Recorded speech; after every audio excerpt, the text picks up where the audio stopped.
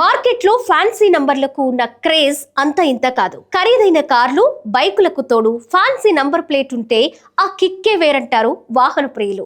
తమ vehicle number ప్రత్యేకంగా ఉండాలని కోరుకుంటారు చాలా మంది. అందుకోసం ఎంత ఖర్చు చేయడానికైనా వెనుకాడరు.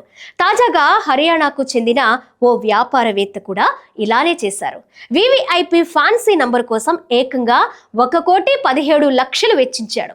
దీంతో దేశంలోనే అత్యంత ఖరీదైన కారు రిజిస్ట్రేషన్ నంబర్ గా నిలిచింది. నవంబర్ 26న చరఖీ దాదరి జిల్లాలో భద్రా సబ్ డివిజన్ లో HR88B8888 అనే ఫ్యాన్సీ నంబర్ కోసం వేలం నిర్వహించారు.